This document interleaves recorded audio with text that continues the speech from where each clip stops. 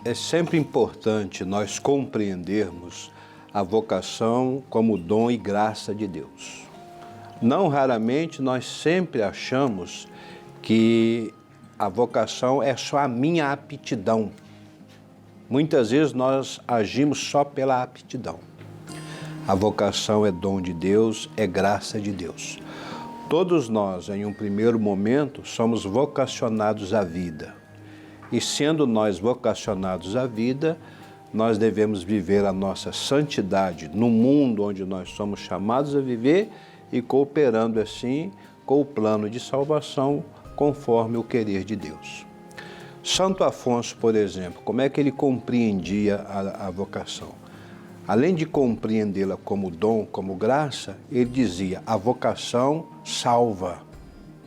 Quando eu estou organizado vocacionalmente, quando eu atuo não por aptidão, mas por vocação, desempenho bem a minha função em favor da vida, da verdade, do direito, da justiça, esse modus operandi positivo, oblativo, me leva a se salvar, né? Então Santo Afonso dizia: a vocação salva. Por isso não basta a gente ter esta ou aquela aptidão. Não basta ter esta ou aquela vocação, vai dizer Santo Afonso. É preciso você saber o que é que você vai fazer com ela. E você precisa então falar com Deus. Perguntar a Deus: olha, esta vocação é a melhor para mim? Com essa vocação eu vou colaborar com a qualidade de vida ou não? Entende? Infelizmente, por causa da exigência de mercado, muitos acabam atuando pelo dinheiro, pelo ganho, pelo lucro e infelizes vocacionalmente falando. Muito aptos, muito informados, mas infelizes porque atuam não por vocação, mas por querer dessa situação ou daquela. Os jovens, por exemplo, sofrem muito, né? Muitas vezes eles vocacionalmente se sentem inspirados para fazer determinadas coisas, mas os pais ou os parentes vão dizer: não, não é para você ser isso ou aquilo, é para você ser o que o seu avô foi, médico, advogado, professor, padre, religioso, entende? Santo Afonso, conhecendo que era muito difícil o discernimento vocacional, ele dizia assim: a melhor maneira é colocar-se diante de Jesus, e rezar, pedir a Jesus que interceda por nós, que reze por nós, que nos ilumine, para que a gente dê uma resposta satisfatória e viva bem a nossa vocação, né? Como é que eu sei que eu estou na vocação certa? Primeiro, pela felicidade que eu sinto, pessoalmente falando. Segundo, pelos efeitos colaterais na vida das pessoas. As pessoas estão felizes com o meu agir, com o meu pensar, com o meu comportamento? Então essa é uma vocação.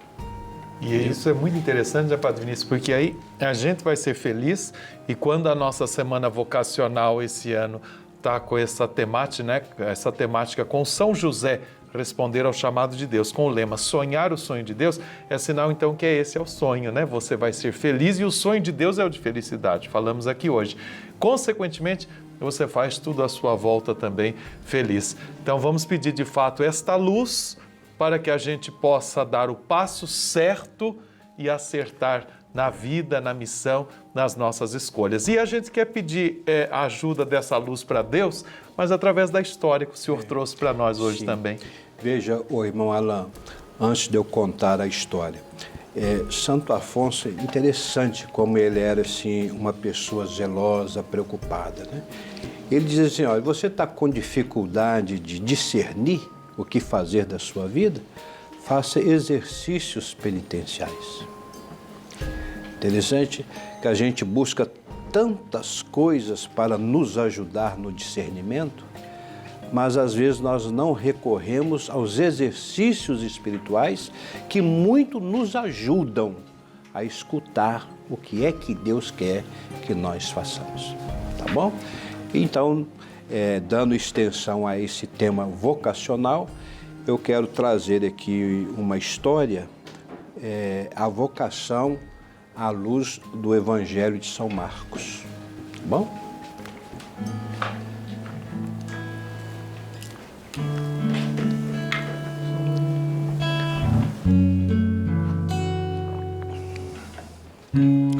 Conta-nos o evangelista Marcos que quando aquela voz que clamava lá no deserto fora silenciada, Jesus saiu pela pequena Galileia anunciando a boa notícia do reino. E pelo caminho, Jesus dizia assim para as pessoas: alegrai-vos, porque o reino de Deus está próximo. Convertam-se, mudam o seu jeito de ser e agir. E quando ele se deu conta, ele se encontrava assim às margens do mar da Galileia. E lá chegando, ele viu Simão e André. Eles estavam pescando, jogando redes ao mar.